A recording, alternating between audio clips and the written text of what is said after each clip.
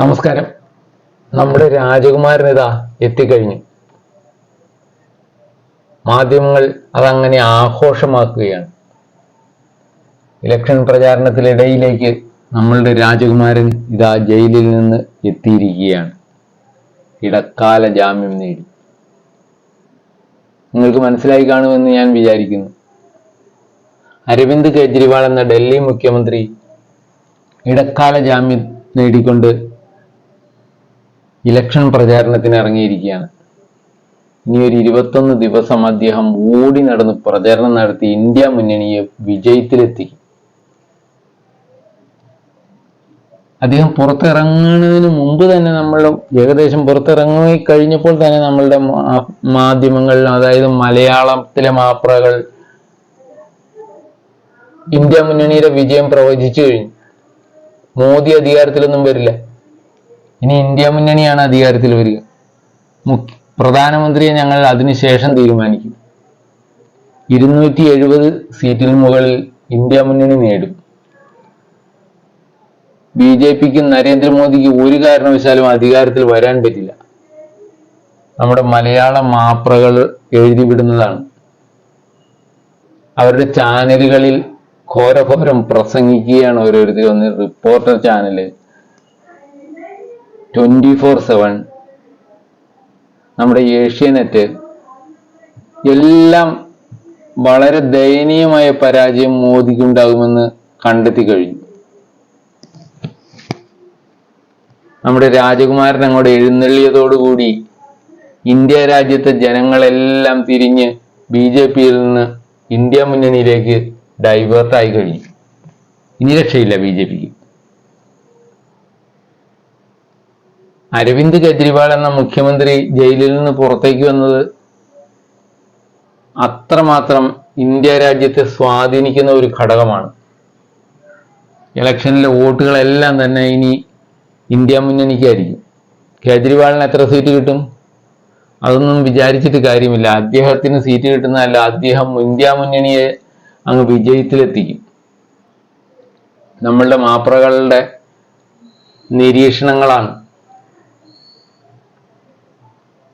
മലയാളികൾ ഇത്രയും വിഡ്ഢികളാണെന്ന് ഈ മാപ്രകൾ വിചാരിക്കുന്നുണ്ടല്ലോ എന്ന് ഓർക്കുമ്പോഴാണ്, അല്ലെങ്കിൽ ഇത്രയും മലയാളികളെ വിഡ്ഢികളാക്കുന്ന ഈ കഴുതകൾ മാപ്രകളായിട്ട് ഇവിടെ ജോലി ചെയ്യുന്നുണ്ടല്ലോ ചാനലുകളിൽ എന്ന് ഓർക്കുമ്പോഴാണ് സങ്കടം.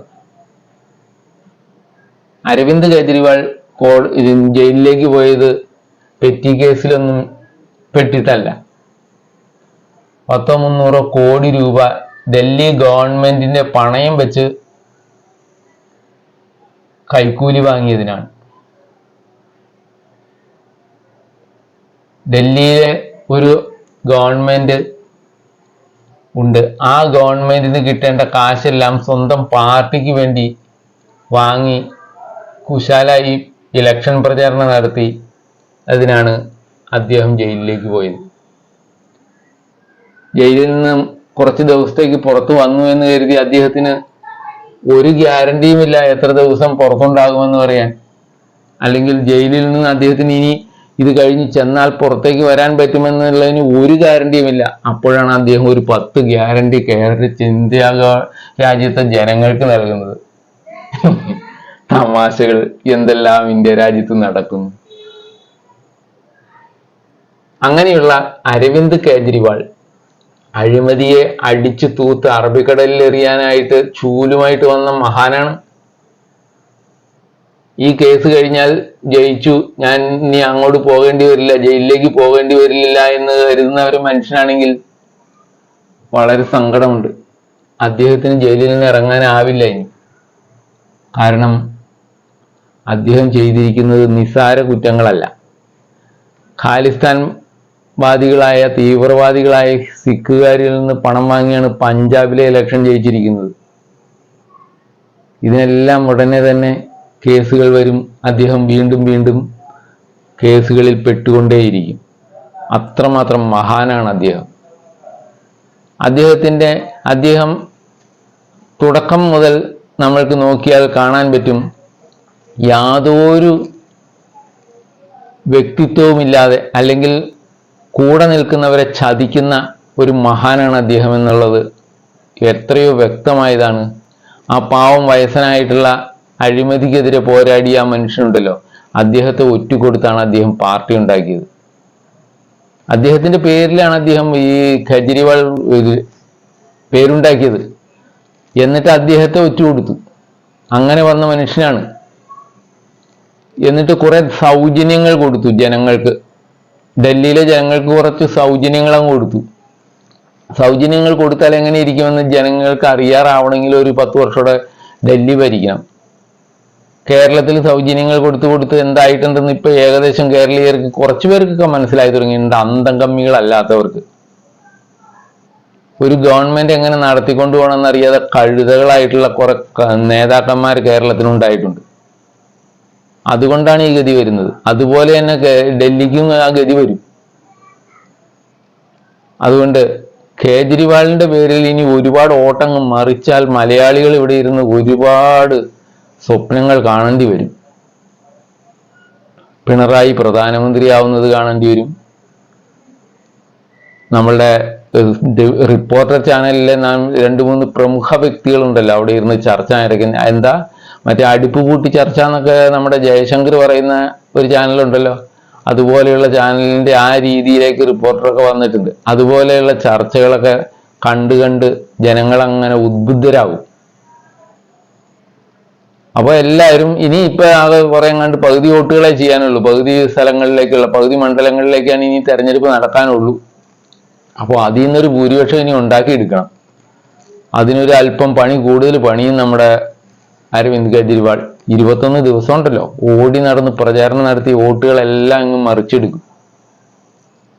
എന്തൊരു ബോധത്തോടെയാണ് ഇവിടുത്തെ മലയാള മാപ്രകൾ പ്രവർത്തിക്കുന്നതെന്ന് ഓർക്കുമ്പോഴാണ് എന്തൊരു കഷ്ടമാണ് ഈ മലയാളത്തിന്റെ കാര്യം. കേരളത്തിലെ ഓരോ മലയാളിയും അഭിമാനിക്കണം ഇത്ര മഹാന്മാരായ പത്രപ്രവർത്തകരും ചാനൽ ചർച്ചയിൽ പങ്കെടുക്കുന്ന ആളുകളും ഉണ്ടായതിൽ. കഷ്ടം. മോദിക്ക് ബദലാവാൻ ഏത് ലീഡറാണ് ഇവിടെ വന്നിട്ടുള്ളത്? ഇന്ത്യ രാജ്യത്തെക്കുറിച്ച് എന്തെങ്കിലും ഒരു ബോധമുള്ള ഒരു നേതാവ് പ്രതിപക്ഷത്തിന്റെ നിരയിലുണ്ടോ? അവർക്ക് വോട്ട് കിട്ടി വിജയിക്കും. വിജയിച്ചിട്ട് എന്ത് ചെയ്യാനാണ് അവര്? ഇന്ത്യ രാജ്യത്ത് എന്താ അവരുണ്ടാക്കാൻ പോകുന്നത്? ജനങ്ങൾ ഇതെല്ലാം കാണുന്നുണ്ട്. അല്ലാതെ ജനങ്ങൾ ഇന്ന് രാവിലെ പോയി കെജ്രിവാളിന് സ്വീകരണം കൊടുത്തിട്ട് അയാൾക്ക് വോട്ട് ചെയ്യാമെന്ന് തീരുമാനിക്കുന്ന കഴുതകളാണെന്ന് നിങ്ങൾ വിചാരിക്കരുത്. കേരളത്തിൽ അങ്ങനെ കുറെ പേരുണ്ടാവും. പക്ഷെ അങ്ങനെയാണ് ബാക്കിയുള്ളവരെന്ന് വിചാരിക്കുന്ന മലയാളി എവിടെയാണ് നിൽക്കുന്നതെന്ന് 4-ാം തീയതിയെ അറിയാൻ പറ്റുള്ളൂ. കഷ്ടം. അരവിന്ദ് കെജ്രിവാൾ എന്ന ആ രാജകുമാരനെ അങ്ങനെ അങ്ങ് സ്വീകരിച്ച് പൊക്കി പുകഴ്ത്തി കൊണ്ടു നടക്കുകയാണ്. അയാളൊരു മഹാനാണ്.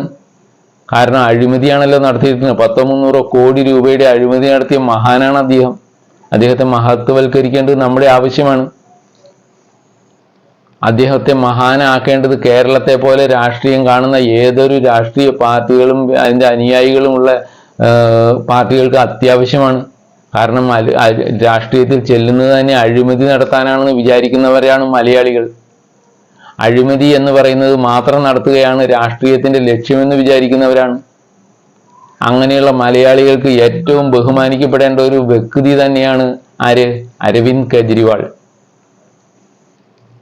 അദ്ദേഹത്തിന് എല്ലാ ആശംസകളും അർപ്പിച്ചുകൊണ്ട് മലയാളിയുടെ കഴുത ബുദ്ധിക്ക് എല്ലാവിധ ആശംസകളും അർപ്പിച്ചുകൊണ്ട് നിർത്തുന്നു. വീണ്ടും കാണാം. Thank you.